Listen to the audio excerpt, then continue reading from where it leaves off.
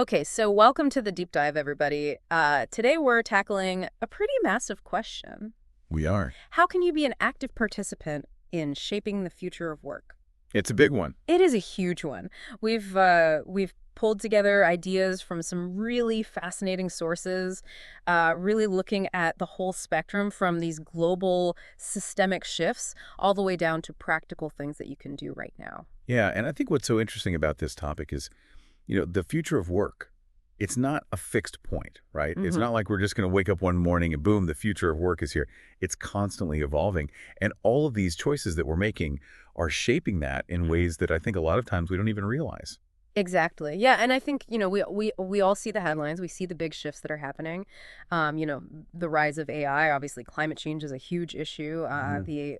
the inequalities that persist. And, it can feel like these forces are so big and so powerful that we're kind of just along for the ride, you Yeah. know? But the material that we've been going through really emphasizes that we all have a role to play in shaping this future. Yeah, absolutely. It's about agency. It's Yeah. about recognizing that we're not just passive bystanders in this unfolding story. Yeah. We actually have the ability to influence the direction that it takes.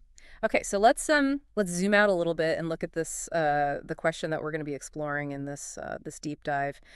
What concrete actions can you take to influence the future of work? Yeah, because I think so much of the conversation gets stuck at, the level of sort of these big trends, these big forces.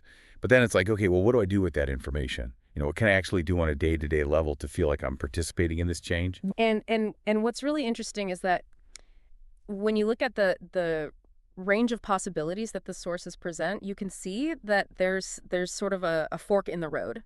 Yeah. There are some potential futures where we don't address these issues and things become very challenging technologically. We see, the consequences of climate change and inequality. And then there are these other potential futures that are a lot more optimistic, where we see AI used in a way that benefits everybody.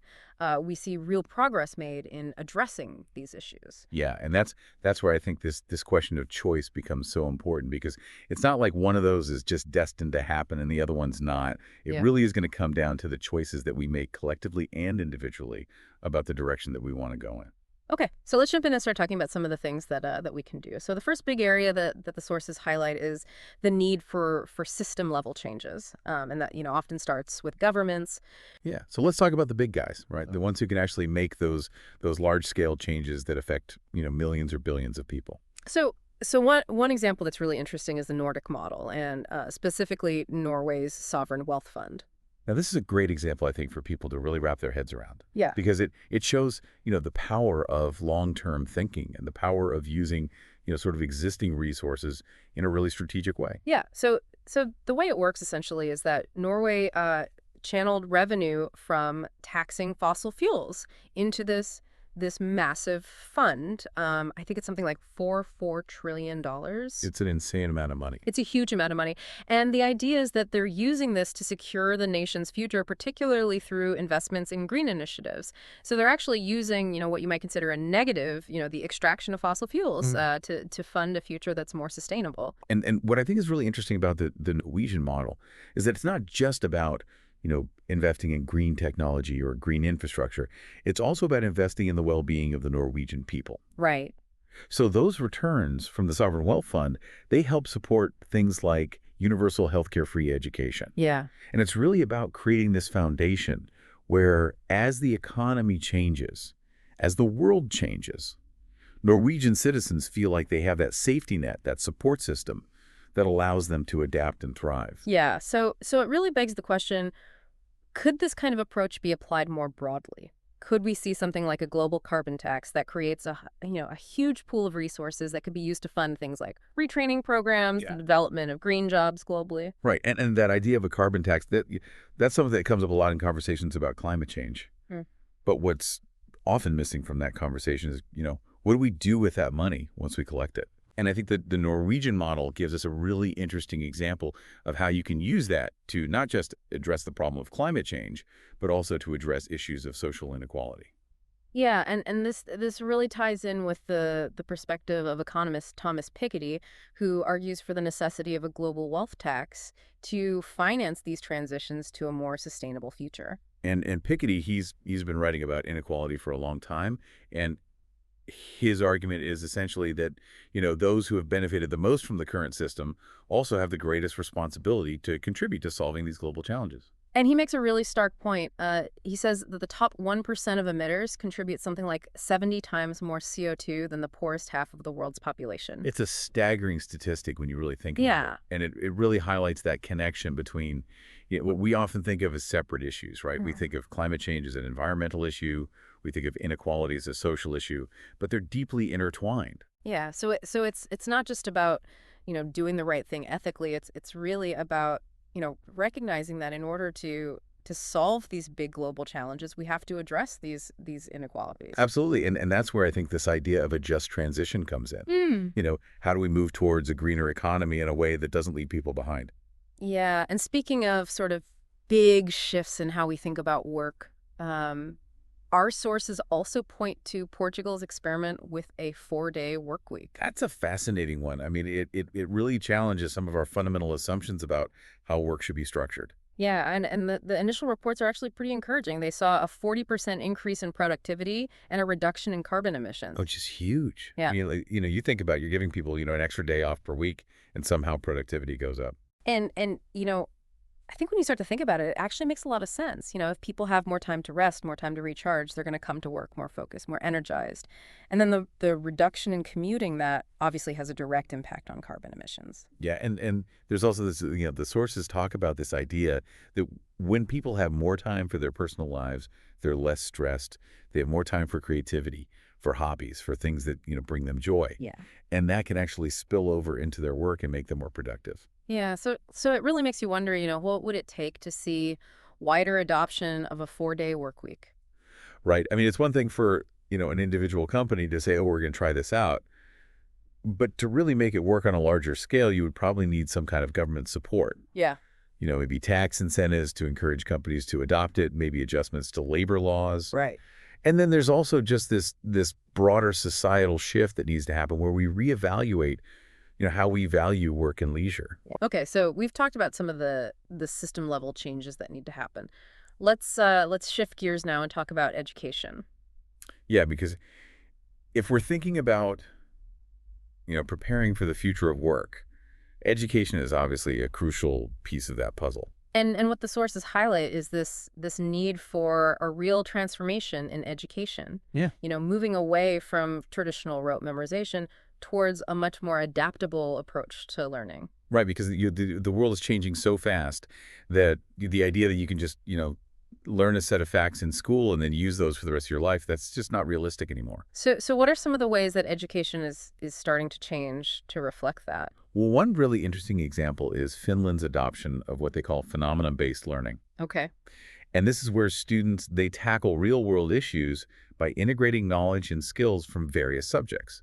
So instead of just, learning math in isolation or science in isolation, they're actually using those skills to solve real-world problems. So it's more of a holistic, integrated approach. Exactly. And I think that's really important because, in the real world, problems don't come neatly packaged as, this is a math problem, this is a science problem. Right. They're all interconnected. Yeah. And so you need to be able to think in that way.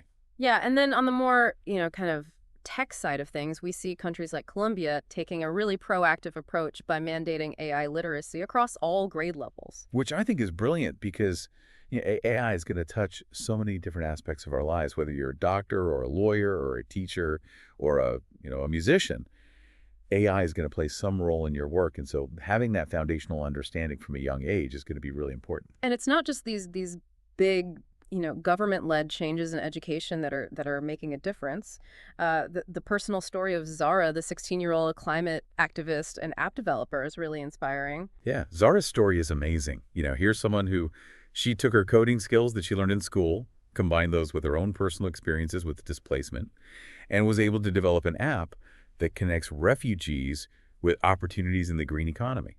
So she was able to take these skills that she learned and apply them to a real world problem that she cared about deeply. Exactly. And I think that's what's so powerful about education is that it can give you the tools to act on your passions, to make a difference in the world. It's not just about, getting a job. It's about being an active participant in shaping the future. Okay, so we've looked at the system level changes, we've talked about the importance of transforming education. Now let's dive into this idea of reclaiming power and specifically the role of worker power and collective action. Yeah. Because I think sometimes we forget that, the future of work, it's not just something that's decided by, CEOs and politicians. It's also shaped by the everyday actions of workers. And we've seen some really inspiring examples of this in recent years. The UAW strike in 2023, I think, is a really good illustration of that, where workers organized and they successfully negotiated for commitments to electric vehicle jobs and a just transition within the auto industry. That was a landmark moment Right. because it really showed that, as we transition to a greener economy, it doesn't have to be at the expense of workers. Right. Workers can be a part of that conversation. They can Yeah. demand that their voices be heard and their interests are protected. And it's not just traditional unions that are making this happen either. Platforms like Unit are enabling digital forms of unionization for a gig worker. Yeah, which is a really interesting development because the gig economy has traditionally been seen as very difficult to organize Right. because you have workers who are often, you know, geographically dispersed. That they don't have that same kind of workplace interaction. Mm. But these digital platforms are allowing them to connect with each other, to share information, to organize, and to advocate for their rights. So it's really interesting to see how technology is being used in this way to kind of democratize organizing and give workers more power. Absolutely. And I think it's a reminder that, you know, change can happen from the bottom up. It doesn't always have to come from the top down. And speaking of different ways to organize work, I was really fascinated by the case study of the Cooperative Home Care Associates, CHCA, in New York City. CHCA. Yeah. Yeah, this is a great example of worker ownership in action. Yeah, so for those who aren't familiar with it, CHCA is a worker-owned cooperative that provides home health care services. And it's comprised of something like 300 worker owners, most of whom are women of color. And what I think is so powerful about this model is that it really flips the script on traditional power dynamics within a workplace. So how does that manifest in the day-to-day lives of these worker owners? Well, the benefits are pretty incredible. They're earning living wages. They have comprehensive benefits packages, Hmm. retirement pensions, ongoing training opportunities, and all of that is funded through the cooperative's profits. So they're sharing in the success of the business. Yeah, and it shows that, worker ownership, it's not just some kind of utopian ideal. Yeah. It can be a practical and successful business model. And I think it really highlights the importance of exploring these alternative models of work organization. Right. As we think about the future of work, it's not just about tweaking the existing system. It's about, really being open to these new and innovative ways of structuring work. Absolutely. Okay, so we've covered a lot of ground here. We've talked about system level changes, the need to revolutionize education, the power of worker power and collective action. I think it's understandable if at this point some of our listeners are feeling a little bit overwhelmed. It's like, wow, these are huge issues. What can I possibly do to make a difference? Right. I mean, it's easy to get kind of paralyzed by the scale of these challenges and feel like, my individual actions are just a drop in the bucket. But the message from our sources is really clear. Your actions do Yeah, matter. absolutely. It's not about waiting for some, magical solution to appear. It's about recognizing that every choice we make, every action we take contributes to shaping this future. And I think the sources do a good job of kind of breaking it down and saying, okay, well, if you're in this role, here are some things that you can do. If you're in this role, here are some things that you can do. So let's walk through some of those. Okay, so let's say you're an employee. Okay. One of the most important things you can do is to be constantly upskilling, learning new skills, keeping your knowledge base fresh. Because the skills that are in demand today may not be the skills that are in demand 5 or 10 years from now. Right. And we've all seen how quickly, technology can change the job market. Absolutely. Yeah. So being adaptable, being a lifelong learner, that's essential. Another thing that employees can do is to explore, the possibility of joining a union or even forming a union if one doesn't exist in their workplace. All right, because collective bargaining is still one of the most powerful tools that workers have to advocate for better wages, better working conditions. And it's not just about, negotiating a contract. It's about having a voice in the decisions that affect your work. And for those who are maybe working in more non-traditional settings, the gig economy or freelance work, exploring the potential of worker cooperatives is a really interesting option Right. because that gives you a chance to have ownership in the business, to have a say in how it's run, and to share in the profits. Okay, so what about employers? What are some things that employers can do to help shape a more positive future of work? Well, I think one of the most important things is to really rethink the idea of ownership. Yeah. Instead of just having a small group of people at the top who own all the shares, why not explore models of employee ownership where workers have a stake in the company? Yeah, that really aligns with that CHCA example we talked about. Exactly. And there's a lot of evidence to suggest that employee-owned businesses, they tend to be more productive, they have higher levels of employee satisfaction, they're more resilient in times of economic downturn.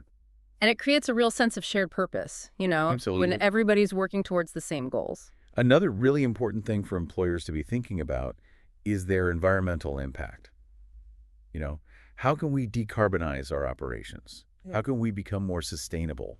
And I think increasingly consumers are demanding this. Absolutely. People want to support businesses that are aligned with their values. And it's not just about, doing the right thing. It's also about being competitive in the long run. Because if you're a business that's not taking climate change seriously, you're going to be at a disadvantage in the future. Yeah. And then I think that the third big thing for employers is to really think about how they can democratize the workplace, give workers more of a say in the decisions that affect their work. Right? Because, you talked about the importance of worker power and collective action, but that can also happen within a company. Yeah. It doesn't have to be adversarial. It can be collaborative. Right. It can be about, creating structures where workers have input into decisions about, how work is organized, what kinds of products or services are being offered. Okay, so that's employees, that's employers. Exactly. What about policymakers? What role do they play in all of this? Well, policymakers, they have the ability to set the rules of the game. They can create incentives, they can create regulations that either encourage or discourage certain behaviors. So, for example, we talked about the idea of a carbon tax. Right. That's a policy decision. Yeah. That can have a huge impact on businesses and on individual behavior. Right. And we also see governments investing in green infrastructure in education. And setting those ethical standards, for business practices, things like, labor laws, environmental regulations. Yeah. Those are all things that policymakers have a role in shaping. And then lastly, even as consumers, we have a role to play in all of this. Absolutely. We can choose to support businesses that are doing things the right way, that are treating their workers fairly, that are committed to sustainability. And conversely, we can choose not to support businesses that are engaged in practices that we find unethical. And there's a growing movement of conscious consumerism where people are really paying attention to where their money is going. And I think that's really powerful because it sends a message to businesses that, we're not just going to accept the status quo. We're going to vote with our dollars and support the businesses that are aligned with our values. The sources highlight some really inspiring examples of individuals taking action. We see a barista who decides to crowdfund the launch of a worker-owned cafe. Yeah. We see a CEO who decides to tie their own compensation to the overall wages of their employees. Which is a pretty radical move. It is. And then we see young people taking legal action to demand stronger climate policies. Yeah, and I think these examples are so important because they show that, you don't have to be in a position of power to make a difference. Right. You can take action from wherever you are. There's a great quote from Naomi Klein that really captures this. She says, "No one is too small to matter. The future is built in strikes classrooms, and code what you do now echoes forever." I love that quote. And I Okay. think it speaks to that interconnectedness that we've been talking about. It's not just about one group of people doing one thing. It's about all of us working together in different ways to create this more just and sustainable future. So as we wrap up this deep dive, I think that the key takeaway here is that the future of work, it's not just about, technology or economics. It's really about our values and the kind of world we want to live in. Absolutely. We're facing this fundamental choice. Are we going to allow these challenges to divide us, to exacerbate existing inequalities, or are we going to come together and create a future that works for everyone? And the good news is that, as we've seen from the sources, we have the tools, we have the models, we have the examples of how to do this. Yeah. What we need now is that individual initiative, that grit and grace to actually implement these solutions and scale them up. So as we leave our listeners with this final thought, what's your next move? Yeah. How are you going to use your unique skills, your passions, your experiences to contribute to building this more just and sustainable working world? And for those of you who want to explore these ideas further, there are a ton of resources available online. You can find information about joining cooperatives, advocating for policy changes, and, continuing your learning journey. Yeah, there's no shortage of information out there. So get out there, make a difference. See you next time. See you later. Bye.